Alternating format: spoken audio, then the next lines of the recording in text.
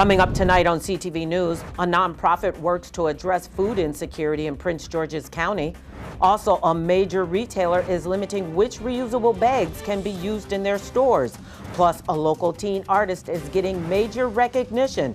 We'll have those stories and more coming up on CTV News.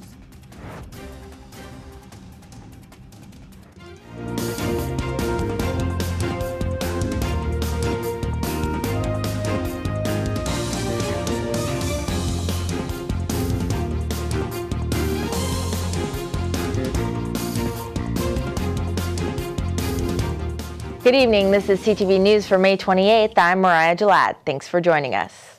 Well, Governor Wes Moore delivers remarks at the 57th Annual Memorial Day ceremony at Dulaney Valley Memorial Gardens. The ceremony honors fallen service members with ties to Maryland and pays tribute to all members of the armed forces who have paid the highest price in defense of their country.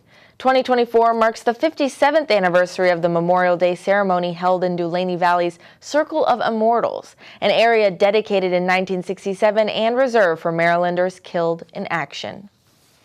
And it was a packed house at Prince George's Council chambers today with a number of public hearings conducted. Byron Scott was there. A busy day in County Council, from the routine Chair Ivey. Aye. to the raucous. Mr. Burrows, I believe I've been very transparent. Among the bills talked about today was CB 10, sponsored by Crystal Oriatha. It's called the Grant Cofield Law and is named after the 21-year-old man who took his own life at a shooting range in 2019. This measure would make sure that anyone that is purchasing a gun, firearm, any ammunition, or going to a firing range would receive information that talks about suicide prevention, conflict resolution, and gun safety.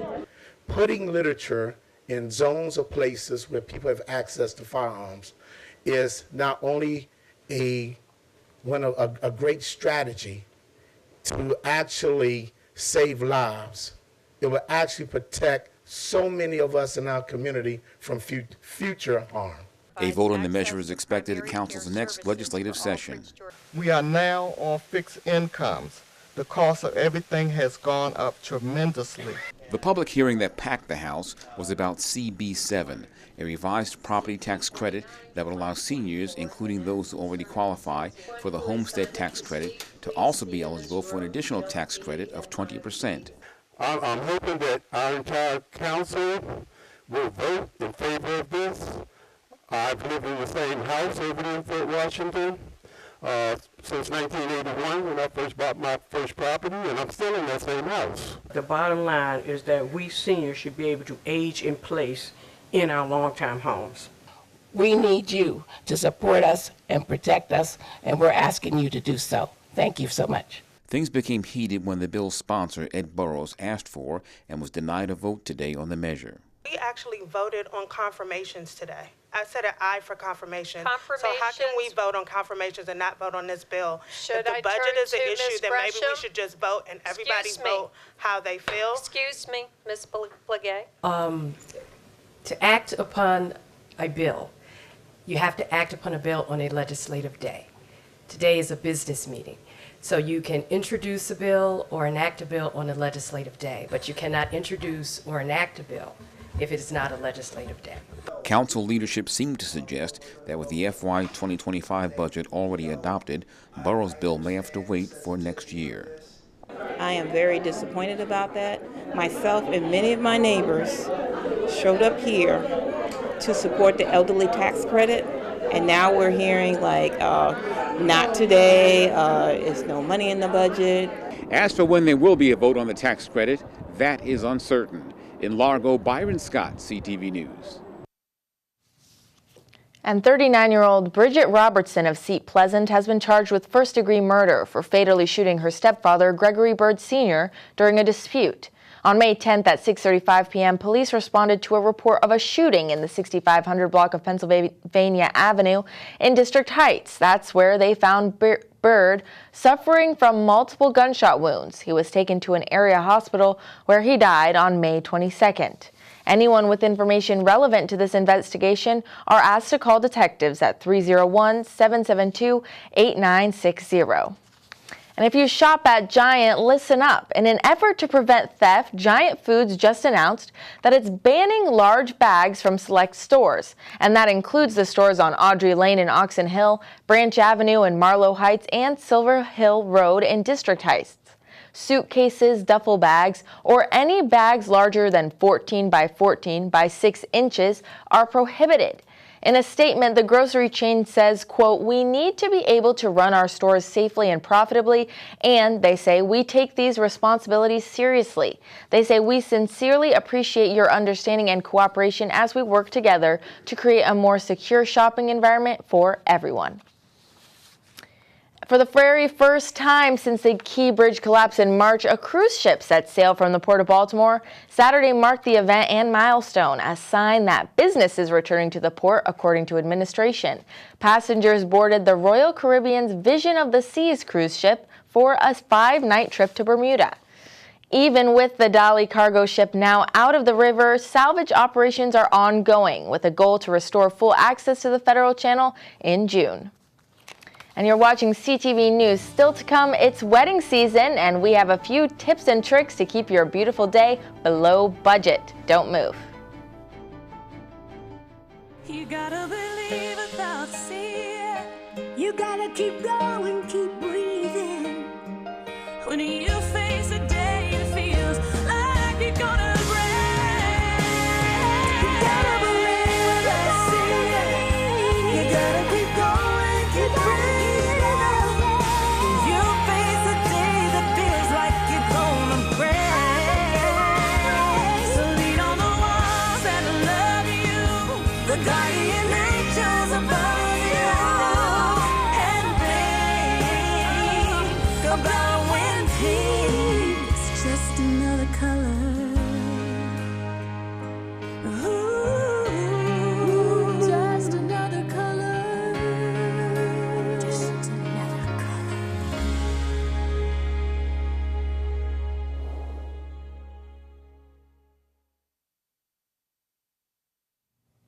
Welcome back. As we recognize World Hunger Day, a local nonprofit works to address food insecurity in the county. The group, Passion and Compassion, hosted a food distribution event in Tanglewood Park today. Volunteers packed bags with fresh produce like bananas, lettuce, basil, zucchini, and more. Organizers say the goal is to pass out more than 50,000 pounds of food to needy county residents. A lot of people think about war and famine as the reason that people are hungry across the globe. Nearly 1 billion people go to bed every night across the globe without enough to eat. But, you know, the combination of the economics, the disparity of economics, inflation, things have just gotten more expensive. And it's created a situation where people have to debate. Am I putting food on the table? Am I paying my rent? Am I doing this? Am I doing that? We have to recognize that we as a community, to whom much is given, much is required. And we all have to take our cue from that to help deal with the various pockets throughout Prince George's County. It's not localized. It's throughout Prince George's County where people are dealing with food scarcity. And the county has also recognized today as Hunger Action Day. Council members Wanika Fisher and Eric Olson co-sponsored the event with the nonprofit. And the CDC prepares for the potential increase in bird flu amongst humans. According to the CDC, the bird flu, also known as the H5N1 virus, is causing outbreaks in poultry and dairy cows across the country. The agency says there have only been 3 reported human cases of the bird flu in the United States. However, here in Maryland, there have been no reported cases. Although the current public health risk is low, the CDC is working with states like Texas and Michigan that have reported people with infections. And the first judge ordered removed in Prince George's history is now suing the state panel that disciplined her. April Ademeluyi already had a federal lawsuit pending against her former judicial colleagues. Now she's alleging the Maryland Commission on Judicial Disabilities retaliated against her for requesting leave. Ademeluyi was removed less than 2 weeks ago for what the Maryland Supreme Court agreed was sanctionable conduct. And event organizers recognize May through October as wedding season. Like everything else with inflation, the price to tie the knot has gone up. While the average price for a wedding around the country is $32,000, here in Maryland, wedding costs range from $34,000 to $42,000 for about 100 to 150 guests. Website The Budget Savvy Bride has some tips to keep your wedding down this season, one being create a budget and stick to it. Also try cutting down the guest list. Your third grade teacher can see the pictures on Facebook. Most importantly, don't forget the something borrowed. Before buying a brand new dress, look into pre-owned wedding gowns or even thrifting. And a student from Charles Herbert Flowers High School will have his West African culture on display in one of the country's most iconic landmarks. I spoke with the talented student and got a chance to see the artwork. Luceni Toure is a junior at Flowers High School, an artist and a Sierra Leonean American. His submission to the 5th District Congressional Art Competition was selected to be put on display in the Capitol this year. And I submitted this piece called Regal Musin. It is a portrait, a digital portrait of a boy. This piece represents my culture. I was born and raised in Sierra Leone, and I moved to the States when I was about 10 years old. We have many different tribes, and the one that I chose to really focus on this piece was the Limba tribe. And in this tribe, a lot of members tend to get marks on their face and like little cutouts and scars on their face. It's supposed to represent beauty, and it's supposed to protect them from all sorts of stuff. So I really wanted to showcase that side of my country in this piece. Every year, members of Congress have the opportunity to showcase artistic talents of the high schoolers in their districts. Congressman Steny Hoyer represents Maryland's 5th District, including Flowers High School. When I heard back that I won, I was really surprised because I did not expect that to really even place top 10. I did not expect that at all. So I was just really happy. I told my parents about it. I told my teacher about it, who actually encouraged me to submit my work. Toure's piece will now be hung in the Capitol complex and viewed by visitors and members of Congress every day. It feels really good. As a Sierra Leonean American, it's sort of rare to see people from like the same country as me. It's a really small country in the West, so it's really rare to like know a student from the same country as me. So the opportunity to have my culture be at the U.S. Capitol means a lot to me because a lot of time people don't really know about like small countries, especially in the West of Africa. So the opportunity to just have that, my artwork to be there and really represent my country and just to be there for people to see and know about the country means a lot to me. Toure's piece will be unveiled in the Capitol next month, and all of the competition submissions will be on display at the Greenbelt Courthouse in August. And still to come on CTV News, we're talking debt. Whether it's student loans or credit cards, our financial expert Ernest Burley has tips and tricks for bringing your balance down. Stay tuned.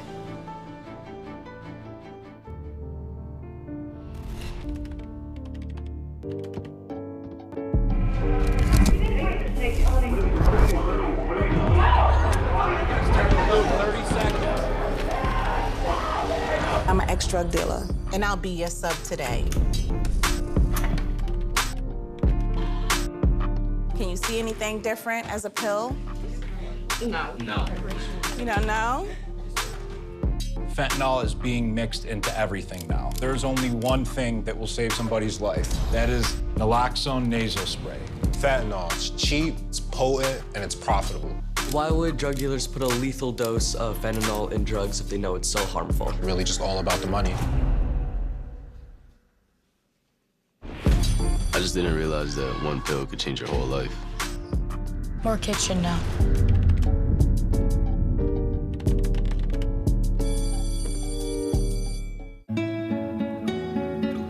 ¿Qué color?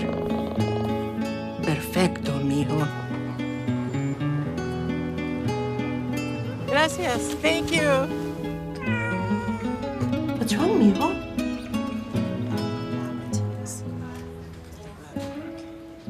Donating to a pet's medical care is one of the many ways you can help families in your community. Pets and people belong together. Learn more at petsandpeopletogether.org. You quit smoking and thought, that's that. But here's the thing about lung cancer. By the time you see the symptoms, it could be too late. But now, there's a new scan that can detect lung cancer early when it's more curable. If you smoked, get scanned. Talk to your doctor or learn more at savedbythescan.org.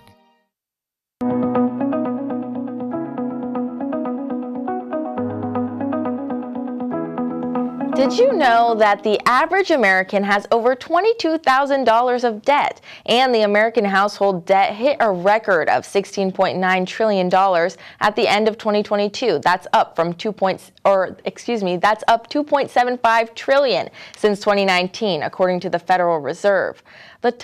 The top debt makers are credit cards, followed by mortgages, vehicle loans, and the infamous student loans. The question sounds simple, but many wonder, how do you get out of debt? Today in Money Matters, we want to arm you with some tips on how to get out of the rat race of debt. Ernest Burley from Burley Insurance and Financial Services is back with some strategies on how to pay off your debt. So, listen, I've got a lot of friends, they have maybe almost $10,000 in credit card debt, and it's graduation season. Those student loan debt, that's going to start hitting those payments. So where do we start when it comes to paying off debt? Yeah, so where you start is you account for each debt. So list all of your debts, the lender, the date you started that debt, the amount to pay it off, your monthly payment, the interest rate. List it all on an Excel spreadsheet or some type of computer document so you can see exactly what you're dealing with and then go from there. That's the first step, though. Okay, so now I've got it all laid out. What should I do next? Well, what I would recommend doing is list the debt from the smallest to the largest. That's what I recommend clients do. Okay. So, $300, $500, $800,000. List the smallest debt all the way down to the largest, and then we're going to start attacking it from that point. So where should I start? Should I start with the largest debt or maybe the debt with the highest interest rate? That's a good question. A lot of people always ask that question, but I recommend starting with the smallest debt, actually. So say if you owe $50 a month on your smallest debt, knock out that smallest debt and then add that $50 you were paying towards the smallest debt to the next smallest debt. So that may be $100 a month. So now you're paying $150 a month on that next smallest debt. And keep snowballing. It's a snowball effect. Keep knocking down the smallest debt all the way down until you get to the largest debt. It gives you a sense of accomplishment and confidence every time you knock off a debt. I see. But what about, don't you worry about if you don't pay off those high interest debts as soon as possible, that they're just going to keep getting bigger and bigger? Is that not something to worry about? No, because you are knocking down even the smaller debts are high interest normally too. So just because it's $300 or $400 or $500 or $5,000 as opposed to $10,000 or $20,000, you're knocking down that debt and getting that off the plate, and you're using the payments you're making towards those debts to snowball and aggressively pay off the other debts. So you'll eventually get down to the larger debts. But like I said, the sense of accomplishment makes you more focused and makes you prioritize it even more as you see, man, I knocked out 300, 800, 1,000. Yeah. Yes, it gives you a sense of confidence. I can do it. Yes, you can do it. I started here. Right. I can definitely deal with the bigger You're not going to ones. start at the $30,000 debt. I mean, then you're like, okay, now it's $29,950, right? Yeah. So, I see, okay. So let's say I come into some money, some cash, maybe I finally win the lottery, my scratch-offs, they're working out. Should I just take that money and use it to pay off as much debt as possible? So it depends on the amount. I don't normally recommend clients do that unless it's a large amount. Like if it's $1 million and you only have $50,000, $100,000 of debt, then fine, yes, I would recommend doing that. But if you receive $50,000 and you have $30,000 in debt, I wouldn't say take 30 of the 50, plop it on the 30, and then you only have $20,000. I recommend keep your options open, be very flexible, and have access to the total 50, but aggressively pay down that 30. Of course, you're not going to just pay $100 a month. Pay $1,000 a month or some amount to aggressively pay it down. I see. When I'm thinking of that list of all the debts that I have, should I have a specific date in mind when I'm trying to tackle it so, I don't maybe procrastinate paying off my debt? Yeah, so that gives you another sense of accomplishment. Every time you knock off a debt, per a date. You're like, okay, this date, so June of 2024, this debt will be gone. August of 2024, January 2025. So you'll have a lot of important dates, the dates you knock off each individual debt, and then you'll have the final date where you knock off the last debt. So yes, that's what I mean by using a specific date to even give you more focus to say, man, I'm trucking, I'm getting there, you know? So dates are important when you're paying off debt.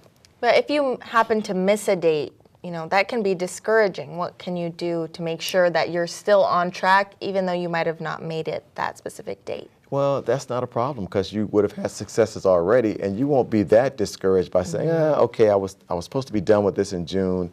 Now it's July or August. Okay, maybe you're off for a month or two, but so what? You know, you've knocked off a few other debts already, and you have another date in mind to say, okay, once I get done with this one, the next one's coming down the line. So it's a confidence builder. And while I'm paying off that debt, for instance, if I'm paying off credit card debt, is it okay to still use the credit card, you know, just modestly, maybe here and there, while I'm trying? I like the way you qualified, modestly. No.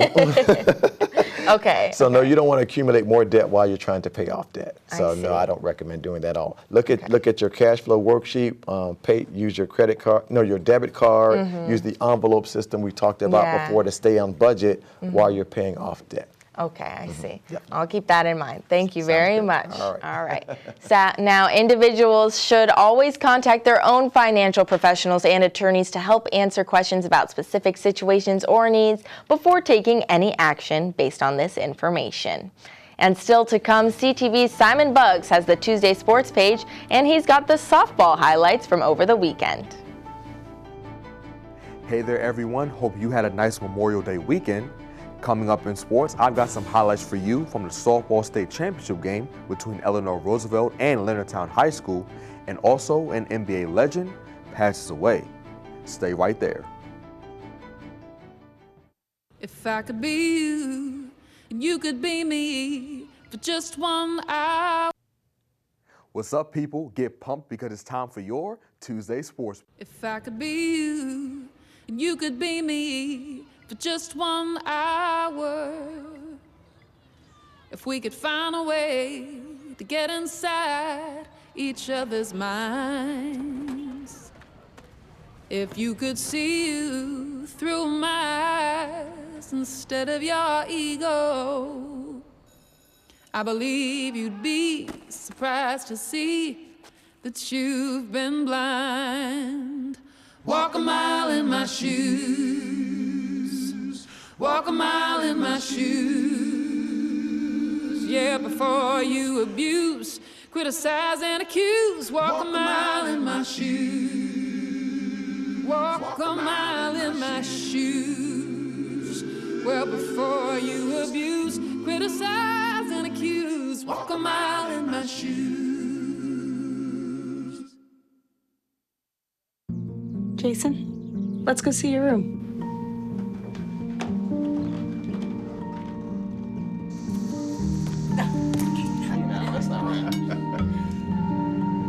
How is it? Is it good?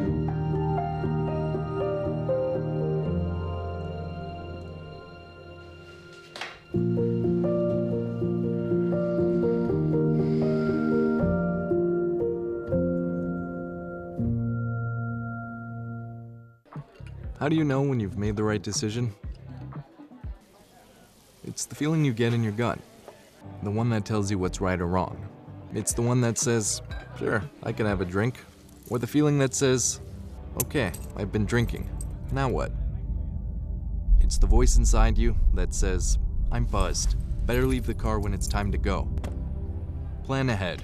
Catch a sober ride. Buzz driving is drunk driving.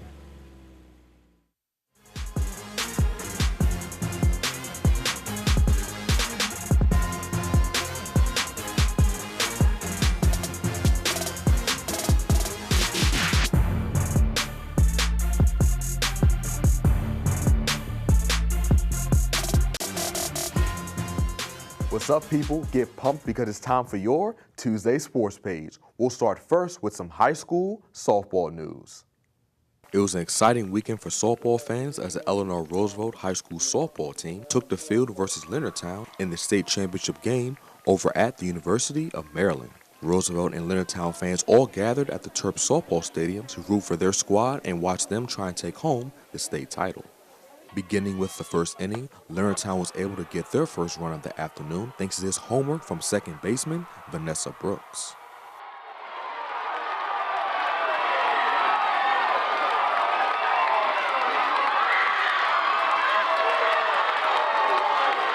And not too long after, Leonardtown scored again thanks to this hit from first baseman Lindsey Hunter that resulted in an RBI for her squad to go up 2-0 on Roosevelt. But despite being down 2-0 after the first inning, Eleanor Roosevelt did make some nice catches to force some outs like these two. One from outfielder Nicole Lilia and this one from shortstop Desiree Fuller.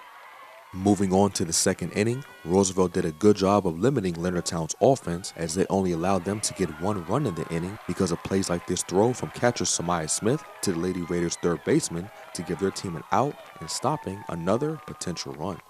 The deficit was still small as Roosevelt was only behind 3-0 going into the third inning. But Leonardtown's offense caught fire and scored 8 runs in that inning. And plays like another home run for Leonardtown, this time from outfielder and pitcher Ashley Watson, as well as some defensive lapses from Roosevelt that resulted in more runs for Leonardtown, helped them extend their lead 11-0 going into the fourth inning. And because Roosevelt was unable to score and Leonardtown did even more, they were able to come out on top and win the state championship, beating Roosevelt 14-0. I was able to catch up with Eleanor Roosevelt's head coach Delson Fuller, as well as pitcher Natalia Hakeem after the game, and despite losing in such a fashion, they are confident the team can get back to the big game. I'm very proud of this group. I just told my seniors, hate to see you go. I told the juniors and the sophomores, use this as a learning tool because we will be back next year. Proud of my whole team. You know, we always come out strong. You know, we're not really sad that much because we know we're going to make it here next year again. You know, it is what it is. We're going to be here next year. Moving on to some basketball news, it was announced yesterday that NBA Hall of Famer Bill Walton has passed away due to a battle with cancer. Walton was an amazing talent as he won the NBA championship and finals MVP in 1977 with the Portland Trail Blazers, as well as the regular season MVP award the following year in 1978. But after a battle with foot injuries, his prime was cut short. He eventually landed on the Boston Celtics in 1986 and helped them win the chip, all while earning 6th Man of the Year honors. After retirement, the UCLA product went into commentary and called basketball games for ESPN, ABC, and NBC. Walton was 71 years old. And moving on to the world of lacrosse, the Maryland men's team matched up against Notre Dame yesterday in the NCAA championship game. But unfortunately, the Terps will fall to the Fighting Irish, getting beat 15-5. The Terps will look to next season to try and capture the title. And wrapping up sports, the Baltimore Orioles came out on top versus the Boston Red Sox yesterday, taking them down 11-3. The two teams will take the diamond again tonight at 6:35. And that wraps up your Tuesday sports page. Simon Buggs, CTV Sports. Thanks, Simon. Now let's get a look at our 3-day weather forecast. Tonight will be partly cloudy out. Wednesday, showers are likely in the afternoon, and we're looking at a high of 78 and low of 58. Thursday, mostly sunny with a high of 74. Friday, clear and sunny, a high of 75 and a low of 55. And for a look at our community calendar, want to learn more about how to care for your rain garden, conservation landscaping, or permeable pavement? The Alliance for the Bay and the Chesapeake Bay Landscape Professionals are hosting a stormwater practice evaluation workshop to educate residents throughout the Anacostia watershed on how to evaluate their existing stormwater practices. The workshop takes place this Saturday, June 1st from 9:30 to 11:30 at the Dandelion Foodscapes in Hyattsville. And that wraps up CTV News for now. Thanks for joining us. Have a good night.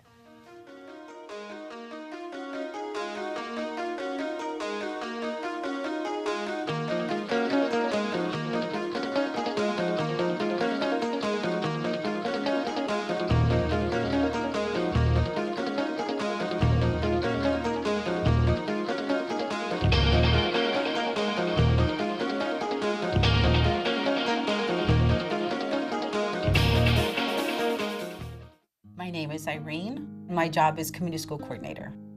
My mom taught us that it doesn't matter how much money you have, you can always find a way to help. We started the pantry because the needs were so great. We're very fortunate to have the food bank just a few miles down. I just want our kids to experience what other kids experience and learn to say, what do I want to be when I grow up? And not worry about food.